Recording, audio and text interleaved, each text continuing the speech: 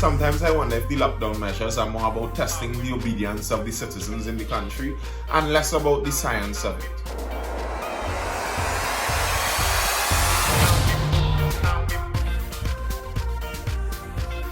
And if we're looking to test the obedience of the citizens in Trinidad, well, we don't need to do that test. I can answer it for you.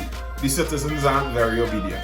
And we can see that right now if we're looking at currently what the citizens of our country are doing during this lockdown. We'd see that obedience isn't our strong point, obedience isn't our forte, let's see. And I'm saying our here loosely, putting us all together in one group because we're all part of the same country. So what one does affects all the rest of us. But that's the unfortunate part about things like this pandemic that we are seeing.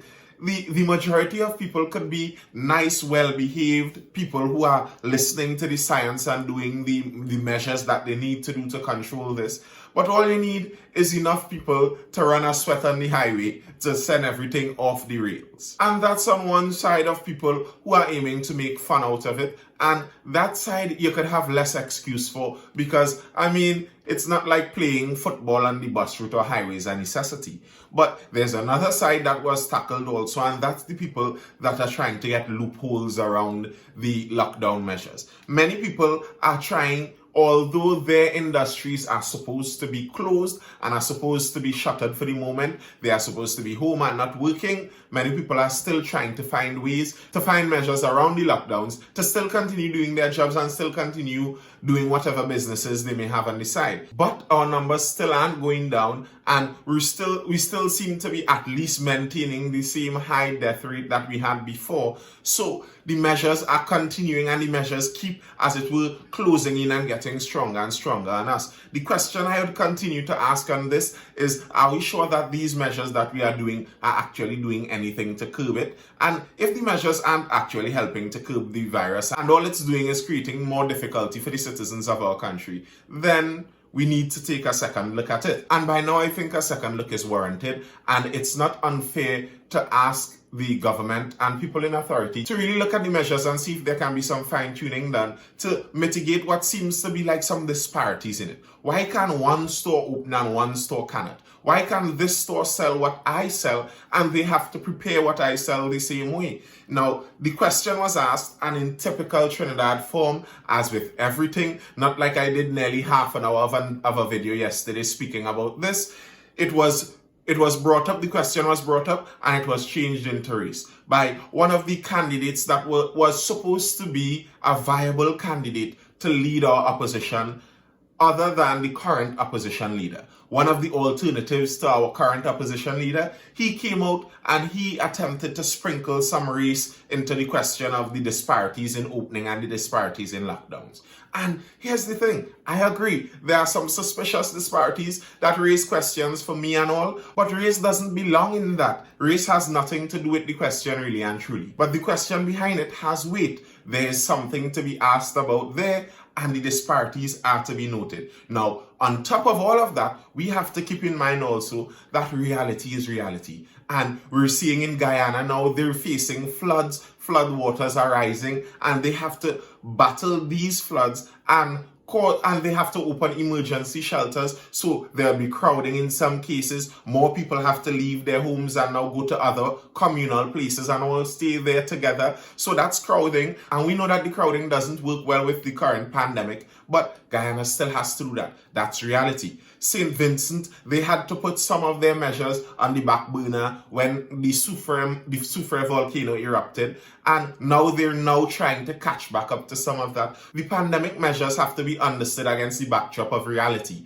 And okay, there are some disparities in it, but then is the disparity caused because of reality or because of malfeasance or wrongdoing on the government's part, or maybe because of ignorance where they may not know of a better way to control this and better measures to take? So we have to understand and weigh when we criticize, and criticize we must. When we criticize the measures, it's important to weigh it against reality to see. So, Suriname government announces total lockdown. So first off, we're not alone in the lockdown measures. Many other countries are using these measures to try and tackle the pandemic. Right now, Suriname is going into a fresh set of lockdown measures. Suriname government announces total lockdown. The government of Suriname on Saturday announced a total lockdown of the country for just over 2 weeks in an effort to stem the spread of COVID-19. The announcement was made by President Chandrika Prasad Santokhi, who said that his administration has promulgated Code Purple, the worst risk level for the pandemic for the entire country,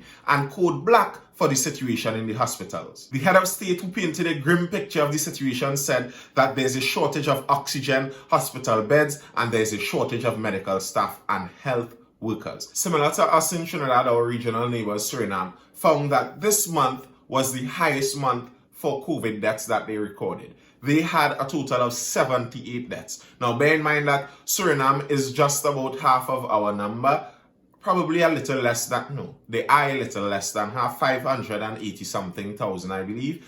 So then we'd have to put the 78 that died. If we were trying to compare it to us, we'd have to put the 78 that died in reference to their population size. So that 78 is pretty significant to them. And one of the problems that they're continuing to have is the continuous death rate. They're seeing that their death rate right now is something like 7 per day and continuing at that. And if they're less than half of our island, of our population, then if we're trying to bring that to what it may be to us, that's as if we were having somewhere like 16 deaths per day consistently, which is kind of strange because that's the exact number of deaths we are having right now. This last day, we recorded 16 deaths. That's a continuously high number. And as we look with a critical eye at the lockdown measures, you can never forget that this is the cause of it. And as long as these deaths continue to remain that high, whatever the measures continue to be can be very easily excused and reasoned. That's kind of strange when you think about it, that the critical nature of the situation we find ourselves in, the critical nature of the pandemic that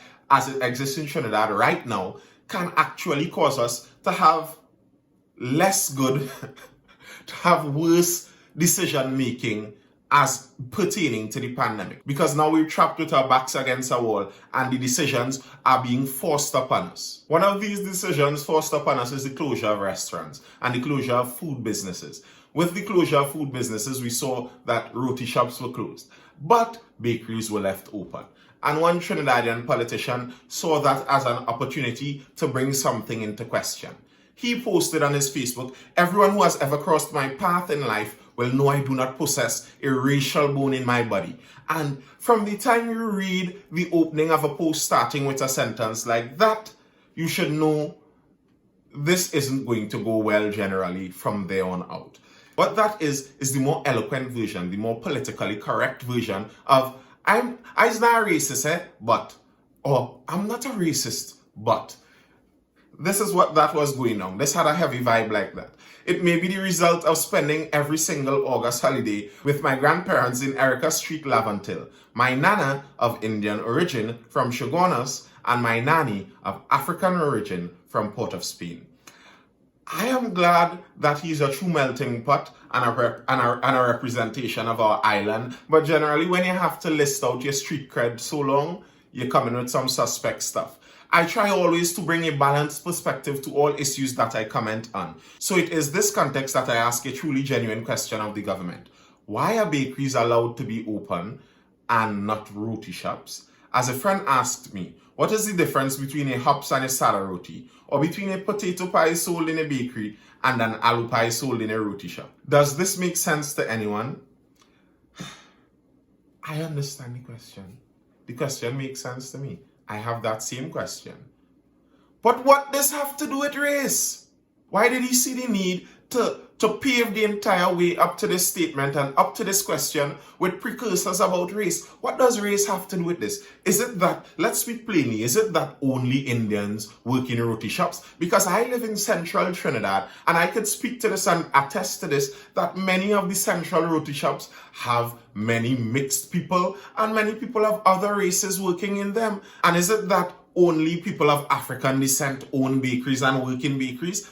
Are there no Indian owners of bakeries? What manner of foolishness is this? Why was this needed to be injected into the conversation? Couldn't the question be asked without this articulate but silly racial prefix that was added onto it? What was the point of this? Is it that you're trying to aim for a certain crowd, and by stirring up the pot there, you're aiming to build up some cred for yourself and attempt to push back yourself onto the political scene? Because I don't understand what was the true end game for this. It doesn't make sense to me.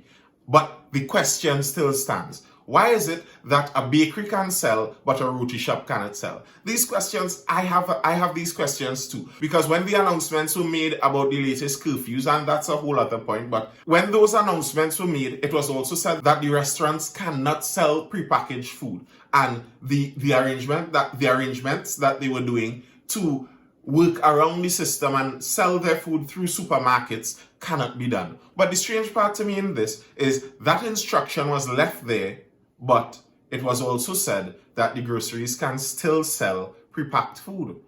So if we're worried about people going out to work and cooking the food, then doesn't the grocery have to cook the food too? The same way how a restaurant would have to cook the food. Isn't the same way that a grocery would cook the food? Or is it that these groceries now have mechanical staff and mechanical chefs and everything is automated when they cook their food? Why is it that groceries can have chefs but restaurants cannot have chefs? Okay, you do not want people assembling in the restaurants. That's fine. That makes sense. Especially being that many restaurants are indoors. Okay, that's sensible. But if the restaurant is saying they are willing to pre-pack their food and not even sell it from their place of business, they're willing to even go through the process of getting it into the business place, getting it into the grocery, to let other people get access to this food. How is that a problem? I really do not understand what is the problem in this. I understood from the Royal Castle point of view that the workers were complaining about how Royal Castle can sell food, but we as workers cannot do it,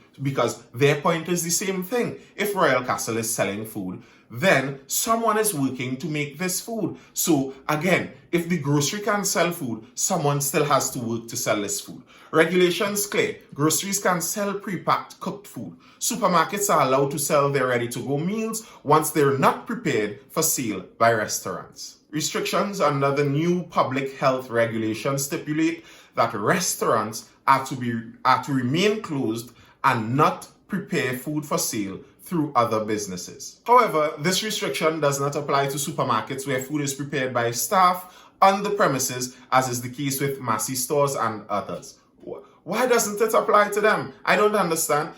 Is their staff now more exempted than the other staff? Okay, there's the argument that their staff is already on the compound, their staff is already there on the premises. But they need more staff to cook. They do not have the same amount of staff if they are having food prepared as they would have had if they are only selling essential grocery items. So if you are saying that you do not want people selling food because it's going to cause crowding and assembling during the cooking periods, then no one is supposed to be selling it. Ultimately, the effect that a lot of this is going to have is that the smaller businesses seem to be the ones that are targeted the most, and that they cannot come up with the measures that are needed to keep themselves open, so they are the ones that are feeling the pinch. And it's unfortunate because they are the ones that can least afford to feel the pinch. I think this pandemic can be split into two different groups of people. One set that is gaining weight during the pandemic, and one set that is losing weight during the pandemic. And I think if you belong to the set that is gaining weight during the pandemic, you have to be very careful of how critical you are of the actions of those who are losing weight during the pandemic. Because what is happening there is you are living two different realities. You are not experiencing the reality that they are experiencing. So when you speak from your perspective, very likely you may be ignoring factors that they cannot ignore when they are putting in all their variables into their decision-making matrix, into their decision-making framework. And in that case, you would be speaking from what is coined in modern times as a position of privilege. That's like if us in Trinidad here decided we're going to look out as a region and compare ourselves. Well, first up, that would be a kind of unfortunate comparison when it comes to the pandemic. But let's say we're comparing the actions done by different islands, and we say, we over here in Trinidad, we weren't all crowding in rooms together. Over in St. Vincent, they had hundreds of people in small rooms crowded together. What are they doing over there? And we left out the fact that a volcano erupted over there.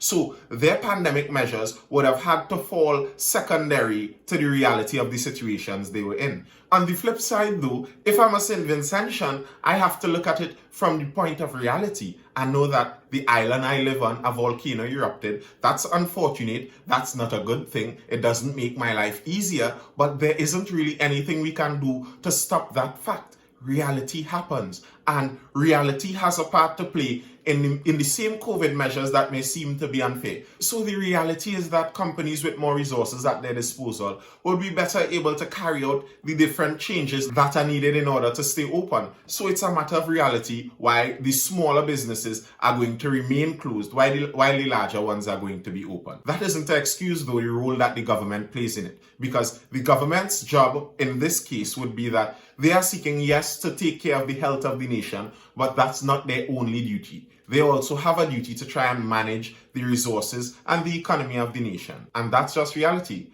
As humans, though, throughout our history, it has always been that the general human fight has been against reality. Humans have always been fighting against reality. Hospitals have been created to try to mitigate against the reality of sickness and disease. We have literal offices devoted to preparing and trying to negate disasters. And disasters are reality. Disasters happen and there's not really anything we can do about it. That doesn't stop us from trying. So reality is something that we always have to fight with. And the reality of the situation, especially here in Trinidad, is that we're seeing more and more of that imbalance happening. And I don't know if other people can sense it, but I feel like I'm sensing that it seems like some people are reaching closer to the breaking point. We recently had the Attorney General coming out and trying to encourage people to hold on for a bit longer. But I do not know how much is a bit longer, and I do not know how many people can hold on for it. And what I can be sure of is that everyone isn't capable of holding on for as long as everyone else is. So maybe